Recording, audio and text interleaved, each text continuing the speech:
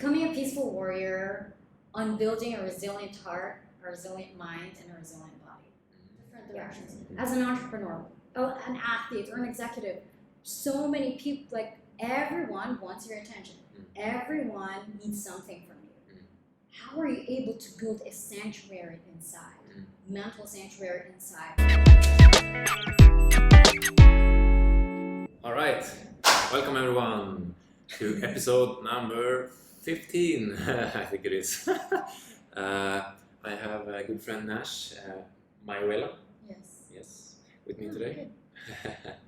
Nash, good friend, and from the Philippines originally, and has an interesting story. She's done a bunch of different types of businesses, and is currently doing a business called Chasing Flow State, and a little bit related to my mindfulness and meditation interest. I'm curious to hear her sort of perspective about that. So welcome, Nash. Thank you. Thanks for having me. How are you doing? I'm good. Yeah? Cool. So why don't you tell the audience a little bit about yourself and what's your story? What's my story? I don't know where to start doing it. Where are you born? Where I'm born? Well, I'm from the Philippines originally. I don't know which part I want to share or be more relevant. I'm originally from the Philippines. My background is psychology, and then my first job was I didn't want to work in HR on like a boring office work because I feel like my soul will die. And I'm quite a nerd, so I decided to work for a publishing company. It's an American publishing company based in the Philippines. I did that for about 7 years of my life. 7 years of my life, I was in marketing. I worked with authors, so they're self-published authors. I would help them map out like marketing campaigns for their book. And it's like consulting, it's still consulting. You design like a marketing campaign. And then, these are people who are accomplished, they're smart, so you kind of can't be dumb. So you need to also... No, that's a crime. You kind of need to, also be confident in stuff that you actually know what you're doing. But also a lot of it is this a human element where no matter how amazing you are, or accomplished you are, there's still a lot of self-doubt. Like these people that I talk to, these are doctors or whatever, but then there's still self-doubt. Oh, Nash, like I can't, So you kind of need to like push them a little bit. So that's, I think, where this thing started, like, empowering people and stuff like that, and understanding kind of like human desires, like the striving, but also still at the back of your head, there's something that pulls you back. So I did that. I was very young, like that was like right after university, right? I did that for 7 years. But your university degree was in psychology? Psychology. Okay. Bachelor or master? Bachelor's in psychology. Yeah. Any specific sort of niche in No, it was just like a general? It was Bachelor of Science, so it's like a pre-med course. Because actually I thought that I was going to become a doctor, psychologist. That's what I thought I wanted. But I realized I don't want to sit in a room and just like... Okay. Yeah. So I did this for 7 years. And in the Philippines, and it just came to a point where, if you do something for 7 years, somehow you master it, right? I'm like, well, there's nothing for me to, I hit a ceiling. And I felt like there's nothing for me to accomplish here anymore. I got everything I can get out from that role, from that company, and from the city where I'm from. It's time to go. Like, it's just time to go. So I left. I didn't really have plans. I just knew that I needed to leave. So I left. That's right. Oh, yeah. So you was in Manila? No, from Cebu. Cebu, okay. Yeah, Cebu City. Yeah, okay. Island. Okay, so how old were you? How long was that ago? You left the Philippines? I left in 2017. Okay, so early about 2017. 6 years ago. 6 years ago, and I've right. never been back. You've never been back. Okay, nice. We are in Chiang Mai now. We met in Chiang Mai. You've been here in Chiang Mai most of the time, or? The first time I was here was in 2017 for a little bit. I just wanted to check it out, and then I kept traveling around. And I got into rock climbing and made some friends, and just kept pulling me back, And during COVID, I was here and I stayed. Stayed. I'm still here until a couple weeks. Yeah, you got some new adventures planned. Yeah, great. So, what did you sort of do after? Like, how did you support yourself after? After like leaving the Philippines, and you've been traveling around in digital nomad style a little bit. Yeah, so I did quite a couple of things. I have a best friend who worked with me. I met her at the publishing company, but then she quit and she started working online. And for a long time, she was encouraging me to start working online. But when I was working at the publishing company, it's really good money. And like, when you're young, you're ambitious, you really like to make money. So I did that. And then when I came to the point that, it's like soulless job.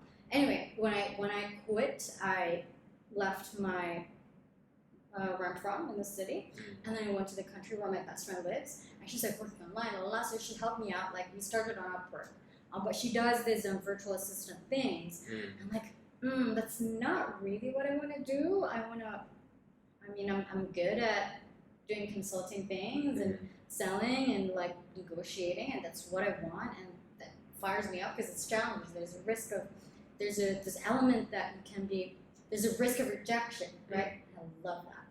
It's just like, okay, it's just fun. Yeah. It's fun because you're putting yourself out there. Anyway, so she helped me out getting started, and then eventually I wanted to think, I'm like, I don't want to be like a generalist where, I'm doing this, what am I going to do? Where's the future going? And I noticed that, I had one client who hired me as a business development rep for his SaaS company. I didn't know what SaaS meant. I had zero idea. Like, wow, this is interesting because it was the first time that I would reach out to like founders and CEOs of tech companies, and I enjoyed it because it's mentally challenging, and I love that. It's like, oh wow, I can't believe that they actually believed me, had a meeting with me. So I was like, this is so cool. So I focused on that because I'm like, okay, I want to build like a niche. I want people to think business development, marketing for SaaS startups, Nash Mayuela. So I honed in on that. I knew nothing about tech. I'm like, I want to master this because I understood what founders were thinking. The gap in the marketplace was that these founders, they are engineers. They know exactly, they're building their software. However, how do you pedal that to the marketplace? Yeah. There's like a gap, there's the bridge. And so I am going to be that person who can bridge that gap, where I understand your passion, I understand this is what you can do, but the language you're speaking doesn't translate to the people who will be using this. So what are we going to do about this? And so I help them, build like a unique value proposition, product market fit, stuff like that. And I understood that. Well, I taught myself. And so I did that for a while. And then eventually during COVID, you get like so much time for introspection. It's good. It was good. It's also made me think like, well, if I die tomorrow, like I want to be able to do exactly what I want to do.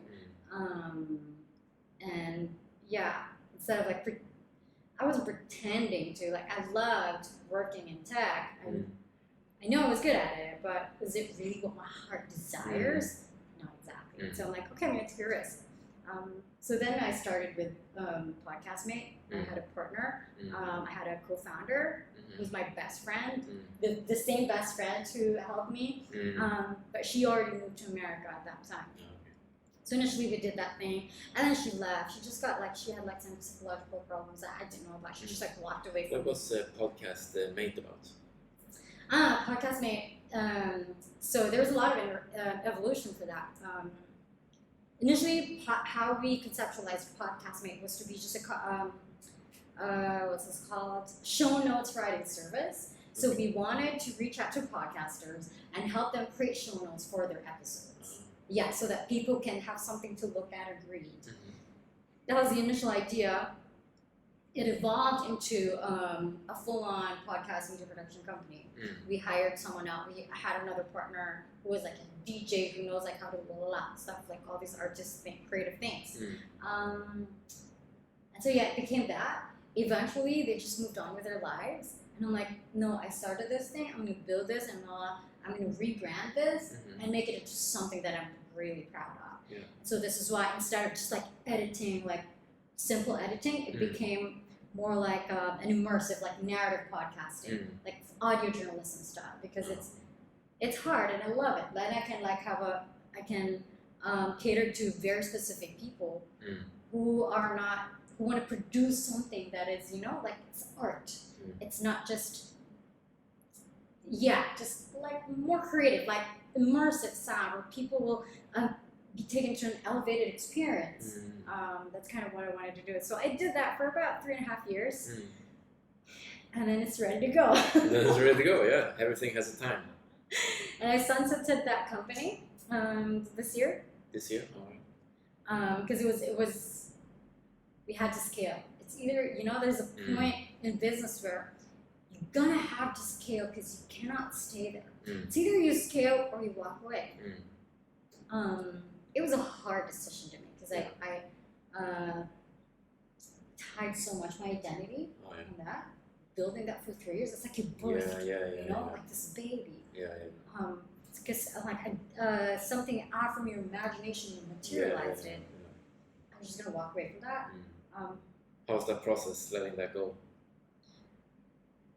Well, just like a lot, it went through stages. It's like there's like this, when you go through mourning, grieving, and acceptance and denial, and like something like that. So that was not fun. And how long was that process? Like from your initial sort of, you always get like this idea, like okay, maybe this is not for me anymore, or like you want to change something, and before you took the decision, like was it a long process or short? It was a long process because it's the thing there was it never even occurred to me that there was an option for me to walk away. It never occurred. And every single day when I had to work, I just feel like this, this feeling that like it just became soulless. Like I lost my passion, I lost my fire, and then it's just like I'm pushing myself. And usually when I do things, I don't like to push myself. Why? I only have one life to live. I want to do something that I naturally get pulled by. So important. All right, and I was like, why am I pushing myself? But then also, there was a point where like, am I just like letting my emotions? Am I just like letting my emotions like direct my behavior? Like, what kind of person is that? Then I'm unstable. You have to like, as a leader, people like I have people who are working for me, and they're, their lives they're relying for me, that their livelihood, and so I'm like you can't trust a leader like that. It's just driven by emotions. So just a lot of things was going on. So it took a lot. I was already feeling it on the inside. Like in my heart, it was there. In my mind, I thought. How did your psychology degree sort of help you out in that process? I think it's more like a lot of record. So what I would do when I make decisions, it's more like, okay, these are the things going on in my head and my heart.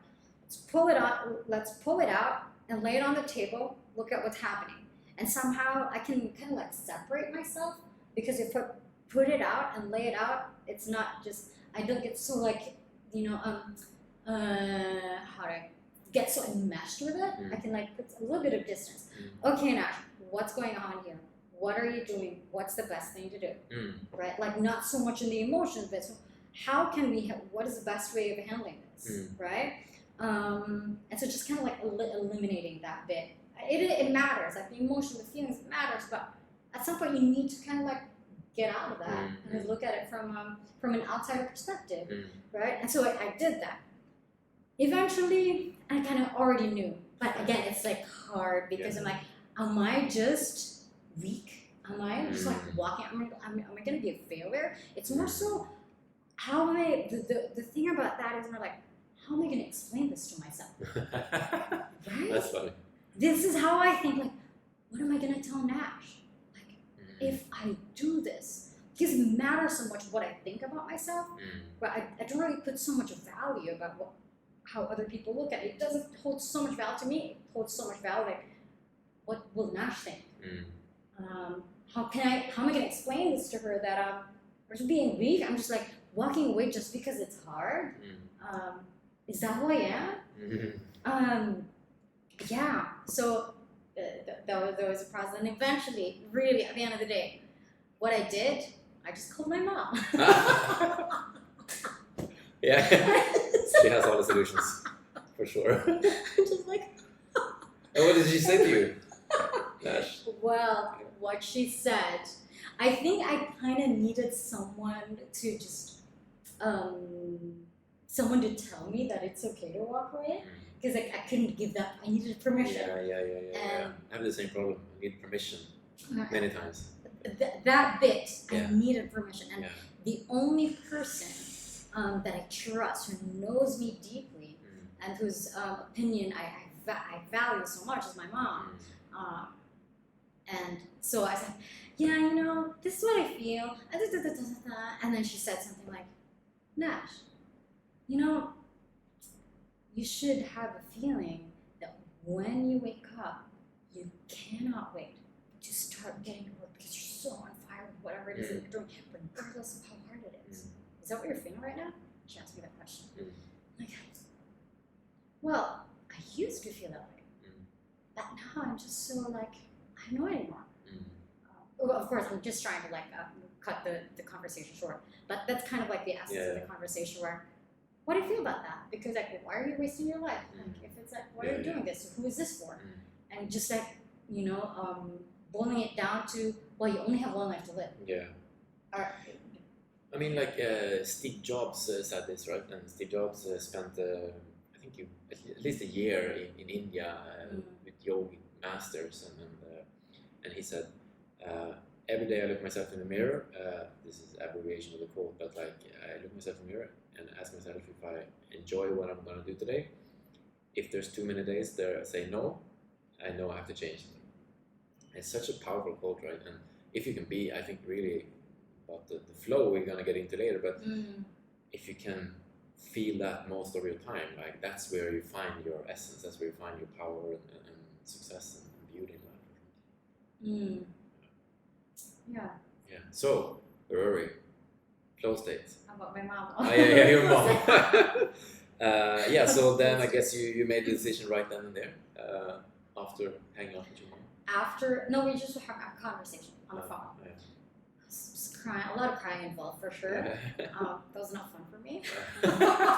Your ego got hurt. I don't cry. Let's cry. No. Well, I guess I enjoy it.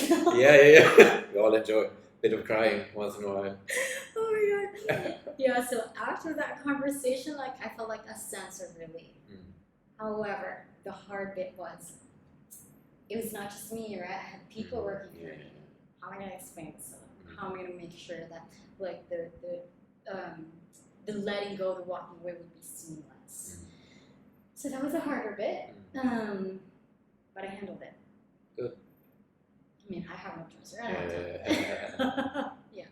Yeah, so then you kind of finished it right away. I did. Nice. And now, so you are, I know you're very interested in rock climbing, and you've tried to get me to come with you, but I'm too scared of heights, I guess. I don't know. I think it would be fun, you know, a new experience.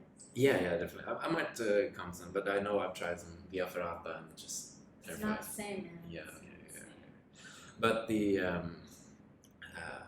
chasing flow states, this is what I understand.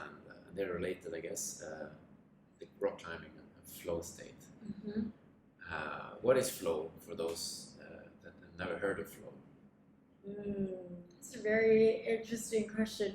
Usually how I would explain it to someone is I would actually ask someone, have you experienced flow? Do you know what flow is? No, not really.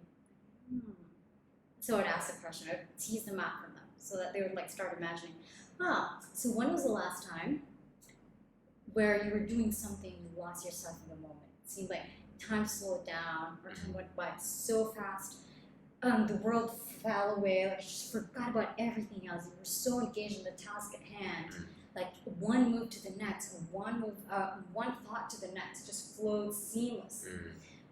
And you were so fulfilled. You know, there's a sense of deep satisfaction in the moment, and you feel like Superman. You feel like you can do anything. There is no friction, right? If you're doing yoga, or you're a writer, if you're a poet, or whatever it is, you're a journalist. Words just come to you. If you're an athlete, you're a rock climber. There's no friction. There is no self-doubt. You just move and you trust yourself that you can do it. And when I start like asking those questions, people are start imagining.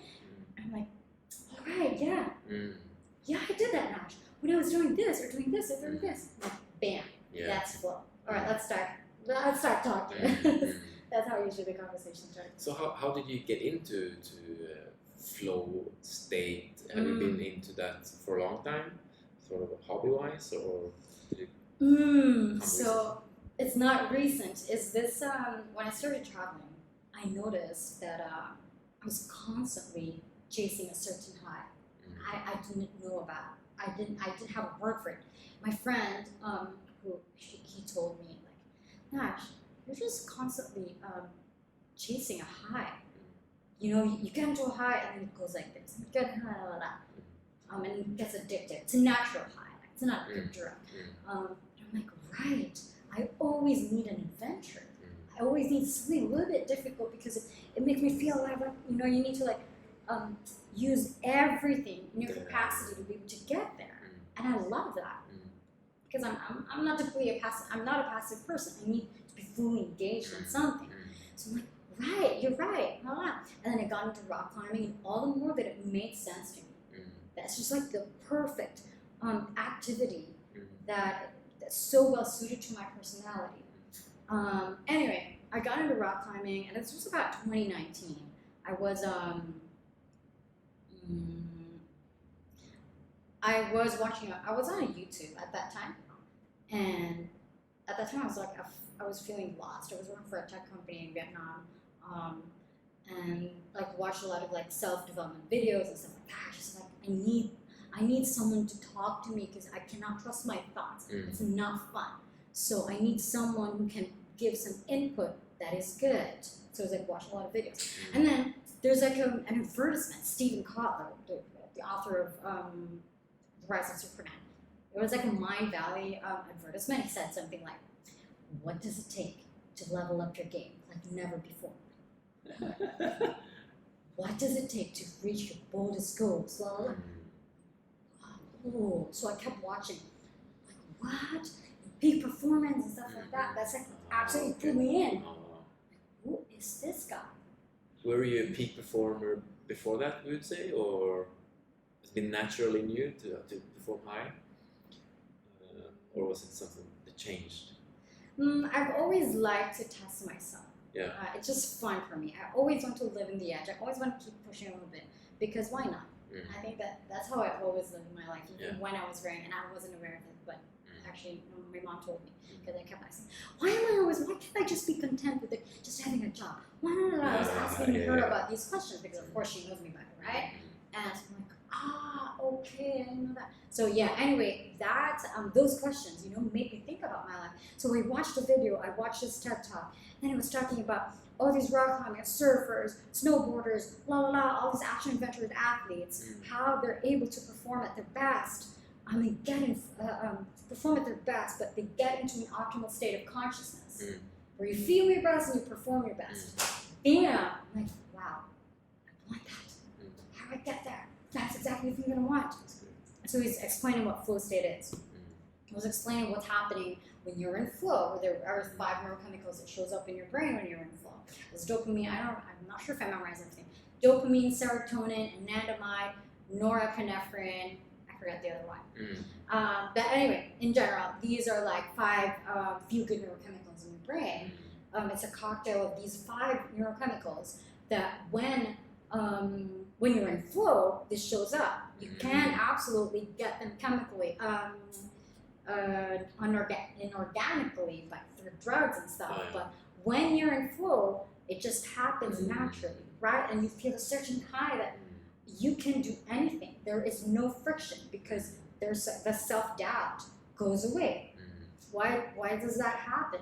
It's because when we're in flow, the prefrontal cortex, where it's the critical thinking part of the brain, where we do like the executive functioning, it shuts off. There's transient hypofrontality, it shuts off temporarily. So that part of the brain is what's happening when we're doing something and we're constantly judging ourselves. It shuts off. This is why it feels fluid. This is why we just go. Yeah. This is why. I'm like, and so I really, I'm like, I want to apply that in every single aspect of my life. So I got obsessed. So that's kind of like how that started. That's very interesting. So have you looked anything at the sort of brainwave frequencies? It's the alpha theta state. Alpha theta state, yeah, okay. Because in my sort of little bit research about meditation and the deep states of meditation, it's different kind of brainwave states, and I would say gamma. It seems like gamma is the highly creative state. You're very calm at that state, but seems to be you can tap into something very, very deep, and you can, in a spiritual sense, you're connecting to your higher self, and you'll be able to see stuff that is kind of unimaginable from the brain perspective in a way. So I think that's a very interesting correlation there. I think it seems to be happening something similar there. So it's meditation part of flow practice. Anything? It can be part of flow practice, but it is not flow. Okay. Because the main thing about flow is, I think I mentioned to you last time, there are 9 dimensions of flow, and the main thing is the challenge, skills, balance. Or in order for you to get in flow, you need to engage yourself in a task that is a little bit higher than your skill level, right? A little bit higher. The task has to be a little bit higher than your skill level, that you're forced to use your skills to the utmost, because it pulls your focus in the now, because it's like, I have what it takes, I have the skills to rise above the challenge. It's a little bit higher, but I can do it. So it has to be a little bit higher than your skill level, but not too high that it overwhelms you. It also is not too low that it bores you. So it has to be the sweet spot between anxiety and boredom. The arbitrary number is, of course, it's different for everyone, but the arbitrary number is 4%. So the challenge has to be 4% higher than your skill level. For most people who are constantly challenging themselves every day, they can handle 20% and it's not overwhelming, right? So it absolutely depends on your perception of the challenge and your perception of your skill. So. Yeah, so you took, been following your journey a little bit, so you took a flow state course a few months ago? Yeah. Was it by Stephen Kotler? Or no, it's not by Stephen Kotler. Okay. So currently there are only 3 companies in the world that does research and really studies the neuroscience and psychology of flow. Number 1 is Flow Research Collective by Stephen Kotler. That's how I got into flow. They're so focused on peak performance. And I love that because that's how I got hooked. There's another one, it's called the Flow Genome Project.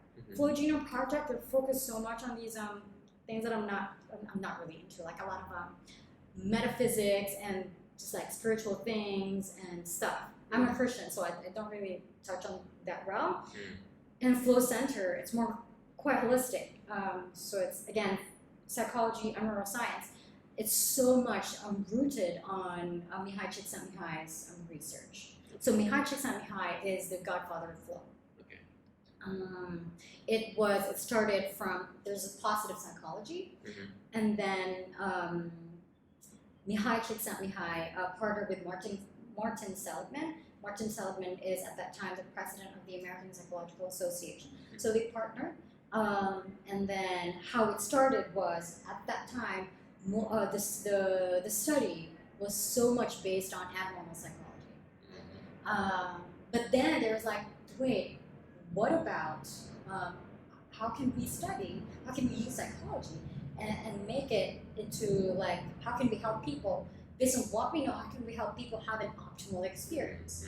And so Mihai Csikszentmihalyi went around the world to study happiness. That was the intention. However, when he interviewed people, all the experiences that they were talking about were they were doing like they were engaged in this task or whatever it is that it was very existential, it's very philosophical as well. So it's not just about peak performance. And I'm like, wow, this feels more human. This feels more like this is flow. And so anyway, yeah, that's so the flow center. That's what flow center does. Yeah. Got the alarm going off here. Let's see how long it. Oh yeah, that's But anyway, yeah. Yeah. So I studied with Flow Center because I worked for them, and then I went through the coaching training. Okay, and so how long? 3 weeks? 5 months. 5 months. 5 months. Wow, it's intense. Online. It is intense. It's like sitting down on Zoom for 5 hours, 3 times a week. Wow. Aside from that's a lot. Aside from that, we have like a lot of 30 books to read. We have fucking master degree. Oh, but it's okay. I enjoy it. It's like my escape from the world. You're in the flow now. Absolutely. That's awesome. Aside from that, outside of that, we need to do in total of 100 hours of coaching practice with other people. So we have the course. We need to do coaching. We need to do reading. We had a paper to write, and also like a presentation, like a project at the end. So it's serious. It's like a condensed master's degree. But it was hard. Yeah. I feel like that was the hardest thing I've ever done in my life. Yeah. Because there's so much, it's like rip your heart off, or you rip your heart out, open it up, slice it, dissect it, and like, what's going on inside there? I'm like, ugh. Yeah. Okay. That's good. So what was the sort of key takeaways from getting that sort of course done? About flow state, maybe life in general, yourself? I think that I thought I had high self-awareness. I absolutely had high self-awareness. Because I'm quite introspective. As a rock climber, most rock climbers are introspective. We engage in a lot of tasks that are more like I am very intrinsically motivated. I don't really feel motivated from the outside. It has to come from the inside. Going through that course made me more aware of myself. It actually like really, what's this called? Like a lot of the baggages, like because through the coaching course we learn a technique. You get coached and you coach. So you really get close with the people in the same cohort because you cannot lie, you cannot hold back. Everything's gonna be out there, like really. And so that's one bit. It was like, wow, I thought I have high self-awareness. Actually, there's so many things. I had so many blind spots that I was not aware of, right?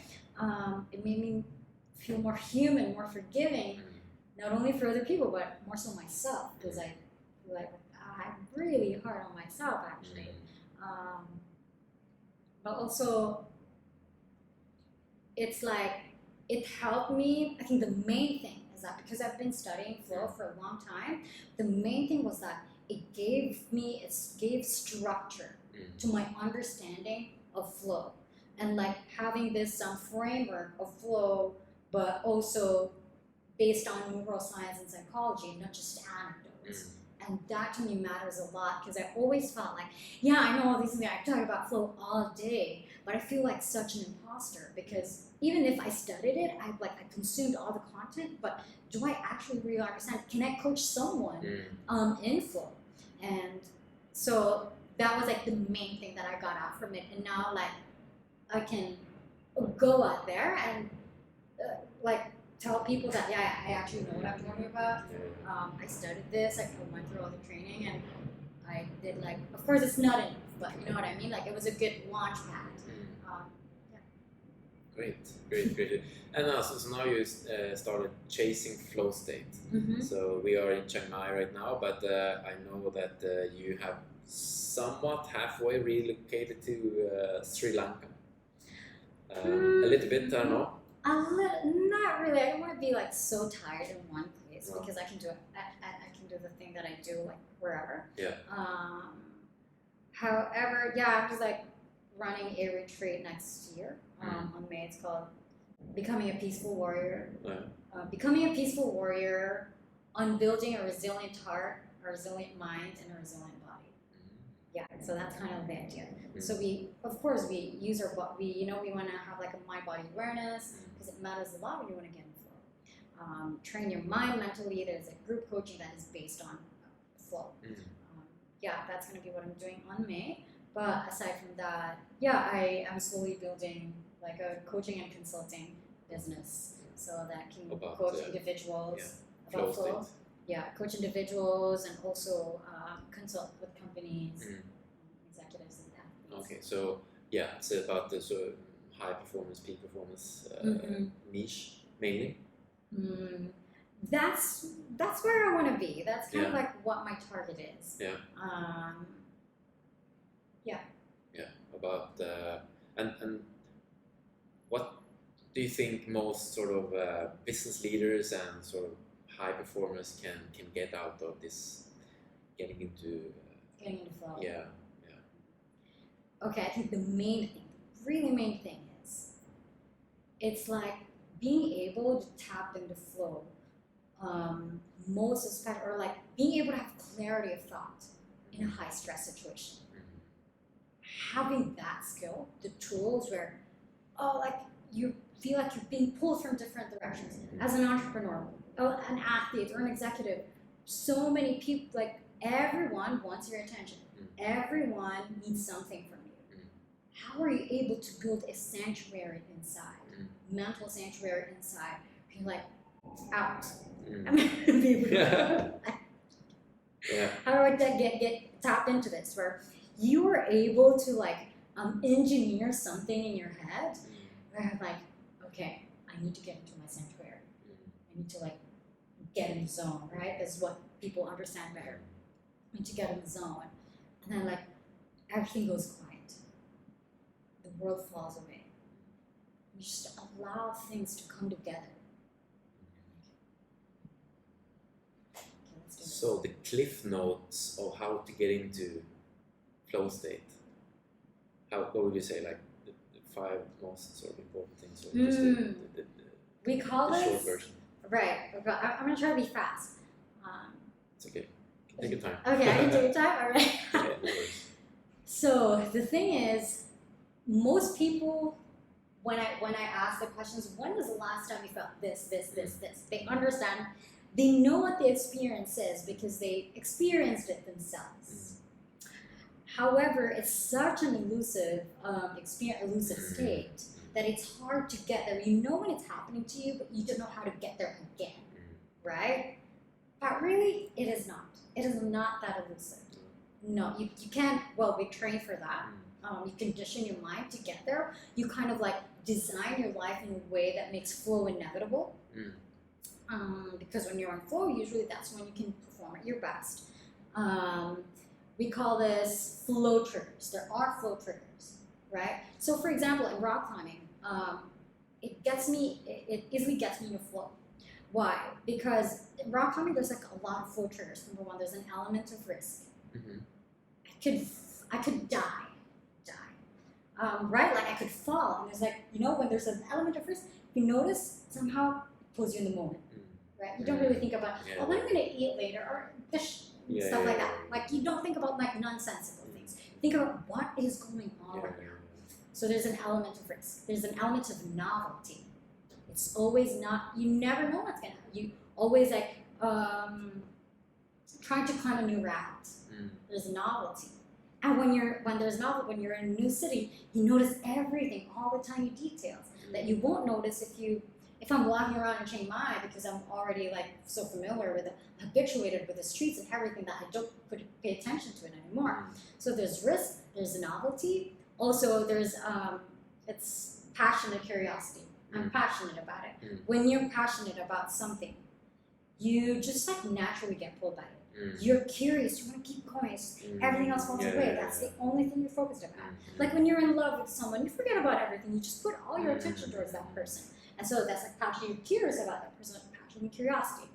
So there, we talked about risk, novelty, passion, and curiosity. I forgot all the other things. Challenge, skills, balance. Okay. The challenge, skills, balance is the main thing, and you have to be like intrinsically motivated, right?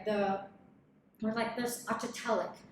That means that the actual doing is the end in itself. Like when I go rock climbing, I go rock climbing because I love it. Not because I'm a sponsored athlete, not because someone else is looking at me and I need their validation. No, you just want to do it because you want to do it. You write because you write. Like you're doing podcasting, because you want to do podcasting. So those are the some of the flow triggers. And lastly, it was just the main thing is like two more things actually: clear goals and immediate feedback. So we go back to my example, which is rock climbing. Clear goal is to get to the anchor. I know exactly where my goal is. It's very clear. That's the only thing I think about. Get to the anchor. I'm like, okay, that's my target. Immediate feedback. If I make a mistake, I will fall. If you're surfing, for example, you get on, you ride the wave. There's a lot of flow triggers. There's novelty, risk, creativity, right? You can do what, like whatever thing you do. There's immediate feedback. If you do not pay attention to the now, you're gonna fall, right? You have a clear goal to be able to ride the wave. So all these flow triggers, understanding that, and if you train that and you really embed it into your system, you can turn any situation, gamify it in a way that it has a lot of flow triggers, so that you feel like, okay, this is so boring, but how can I make it a game so that I get excited? So you kind of like just like work within your mind to make it. Great. And then so like, is there any specific techniques that you can take with them sort of right now, by listening to this? Like anything they can do? I mean, these are all sort of concepts, but I guess you need to dive deeper to really understand them. But is there anything they can do now, anyway, or after watching this video? Challenge, skills, balance is the main thing. If you want to get into flow, you need to engage in a task that is challenging enough, that forces you to focus on the now, not too challenging that it overwhelms you. Has to be not boring, that you're just not to be too low, the challenge can't be too low, that you're bored and apathetic. You have to stay in the sweet spot between challenge and anxiety. Boredom and anxiety and boredom. So observe your inner state quite good to understand where your skills and challenges are and how you're feeling in each moment. Exactly, and you have to also be optimally challenged. So for me, my challenge would be, let's say, running. Because maybe it's like easier to talk about. Maybe for 20 kilometers for you, it's like nothing. But for me, it's like challenging enough that it forces me to actually make an effort. Because I can't just like la la la la la. I need to be like, no, I need to block out everything else. Because when I get there, I have a clear goal. I need to finish 20 kilometers. I block out everything, quiet my mind, and just get to the goal. But also, I do not want to like. Another thing about that I want to bring really quickly here is that sometimes when we're so married to the goal, we're so married to the outcome, that's all we think about, that it actually pulls us away from the experience of the moment, right? Instead of being married to the outcome, we want to divorce ourselves from the outcome and fall in love with the moment-by-moment experience, moment-by-moment process. And then we just like focus on this one, eventually realize, oh, I'm actually going to finish it. I didn't realize that, right? You don't want to be just like, oh, 20K, finish that. Yeah, I can totally remember. So for me, the back in the days, I remember playing football was one of my absolute sort of loves in life. And up until this point in my life, I've never experienced the same type of flow as I was there. Not even running? No, it comes close, but there's something you need to be, when you're handling a ball by the feet, you have to be so in the moment. Like I don't think there's much like in hockey, volleyball, like anything moving, like you cannot, like there's like the ultimate zone in, feels like, or sports in general, I would say. But with the running that I'm doing more recently, it's definitely some form of that, because I definitely notice when I think about the finish line, I start to suffer so much more. Exactly. But when I start to like hear now my body and just like focus and enjoy as much as possible, that's when you achieve. Yeah, I like what you said. You said enjoy as much as possible. Yeah, you just have to enjoy as much as possible. Then, absolutely. Yeah. To force yourself to enjoy. Almost. Not really force yourself to No. enjoy, but it's like a fluid, right? Is like an optimal experience. Yeah, It's like yeah. a subjective experience, a subjective internal experience Yeah. as well. Yeah. And you just kind of like focus on the enjoyment. This is the reason why I now kind of like resonated more with Flow Center instead of Flow Research Collective, because I love what they do. However, their main niche is peak performance, like doing the impossible. I'm like, okay. I love that. Yeah. But now it's more like, no, I just want to feel a little bit, I want flow. And flow is about being able to enjoy and moment by moment experience. Yeah, I mean, like peak performance in itself, what kind of value does it actually have, like for you as a person? Like, can they have some good for your surrounding and achieve stuff, build companies and stuff, but for yourself, like I think one of the when you listen to sort of people that are sort of about to die in a way, that one of the things they regret is like, I work too hard. So just enjoy life. That's one of my sort of biggest things, and do things you do enjoy. So peak performance in itself, stand alone, has very little value, I think. Has a lot of value in the marketplace. In the marketplace, yeah. For your internal. But the internal experience, it's not so much. How I would phrase that would be more in the hierarchy of needs. Abraham Maslow hierarchy of needs. The top bit in Abraham Maslow's hierarchy of needs is self-actualization. So what that means is being the best you can be, being able to like tap into your fullest potential, right? It didn't talk about, okay, who are you in the marketplace? What goals? It's more like, was I able to really become the best that I can be in all the talents that I have, and all the potential? Did I really push enough so that I could, at the end of my life, I could tell myself, you know what? I did everything I could. I did everything I wanted to do, to try. I said yes to the challenge. All these things, right? I feel like I've actualized. And that matters to me so much. Why? Because it's more intrinsic, right? Like intrinsic motivation. You have like an internal, you're giving yourself kind of like a yes. Like, I did, that was good. Like I did the best that I could. It doesn't matter what it looked like on the outside, what matters is what I feel on the inside. And I think a lot of people like ties, well, I don't know, but I won't generalize everything, but I think we just kind of need to have an understanding that you need to take care of what's going on the inside, and not so much rely on the validation that is, if we base our self-worth, our self-concept, who we think we are, on the outside, it's unstable, right? You want to like create like a really strong,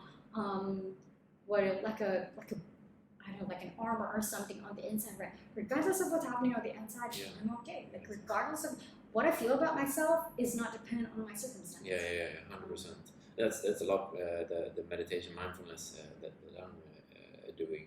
Same non-attachment is what Buddhism talks about. Non-attachment about the surroundings. If you don't need anything outside you, then you're so powerful on the inside. It's amazing. Like if you don't need any other person, it seems harsh, but like if you can find happiness inside, fulfillment inside, you're not attached to the outside world, then you're unstoppable. There's nothing that can get in your way. I would agree to that a little bit. Yeah. And it sounds like I would agree to that absolutely a little bit. Yeah. It's okay. However, I also want to look at the other side where yes, you are unattached with the outside world, something like that. But in flow, there's a thing we call group flow or team flow, right? When you are with your family, or you're having a conversation with someone that you are so in sync with, you both get in flow. You know, we also need that. It's not just I don't want to paint flow as something self-centered and super selfish, like self-actualization and stuff. Like nobody gets there alone. Like we need other people. Yes, you don't want your validation to be dependent on the outside. You want to build a strong like foundation on the inside, but that does not mean that you isolate yourself because then you become arrogant. But I know that's not what you meant. No, I just wanted to like clarify. Definitely. Like if you're seeking happiness and validation from other people or outside circumstances, I think that's. I mean, of course, you should collaborate and enjoy with other people, but in the end, I feel like there's so many people that attach their happiness to a circumstance, to job, to money, to apartment, to a relationship, to their kids or whatever it might be. But I think true happiness really comes from the inside, and then once you have that, it's like the fill your own cup first in a way, and then you can share that, the overflow, so much more instead of like taking and sort of manipulating the surroundings to make you feel better. Because you absolutely, that I agree 100%. Great, we agree. Awesome. We are almost an hour in. What's your vision? What's your vision with chasing flow state? Where do you want to take it? Where do I want to take it? Maybe you don't want to take it somewhere big. Maybe you don't have a vision. Just be in the flow, consulting, coaching. I do have a vision. I do have a vision. I think because, well, I know exactly what I want to work with. People who are, in general, I want to work with people who need to perform their best in a high stress situation. Need to have clarity of thought. High stress situation, that's kind of it. They need to perform at their best, most especially when the conditions are not perfect, right? And that's kind of like the people that I want to work with. Founders in a startup setup or whatever, a surgeon, right? Like stuff like this. And I know maybe I want to build a community that, a collective, which is what I'm trying to do. People who have the same worldview, you know, who are intrinsically motivated. They want to constantly challenge themselves, and they do not mind. They want to say yes to the challenge. They do not mind the work. They're willing to work. They give everything they have, and they go for it. But also, they want to support people who are on that same journey as them. Because again, you don't get there alone. You need other people to help us get there. And it's just more fun. The journey would be more fulfilling when you have other people you do it together with. This is why I love rock climbing as well, because it's not just about my happiness, but it's also about being a part of a community that is absolutely supportive. And it's kind of like the idea where also in this our society right now, there's a lot of like mental health problems, stuff like this. There's so much focus. There's trauma. There's like all these things, and I'm like, okay, I understand. I do not discount that. But if that's the only thing we're going to focus on, like, what about the other side? It's the idea of I want to help someone. I want to help someone get from +2 to +8 instead of -8 to -2. Right? If you're a +2, I want to help you get to a +8, right? That's kind of the idea. And just focus of how about we instead of focusing on I have all these problems, like I don't know what my passion is, okay, what about actually understanding who do I want to become and build that person instead of I'm not like this. I'm like okay, where do you want to go? Okay, how are you going to build? This is point A to point B. There is a chasm between point A to point B. How can I slowly build a bridge that I can get to point B? But first, you need to understand what is point B to you? What does that mean to you? What does it look like? That's the idea. Okay, and in terms of sort of physical vision, you have your first retreat in Sri Lanka in May.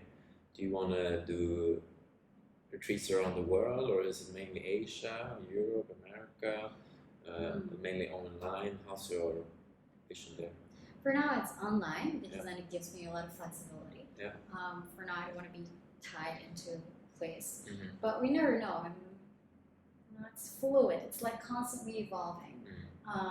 And I do not want to, again, like get married to a certain idea. It's constantly evolving because as I build it, I'm also constantly evolving, and I'm also kind of like want to adapt into the society and see like, okay, what problem am I solving here? How can I use what I know to solve this problem?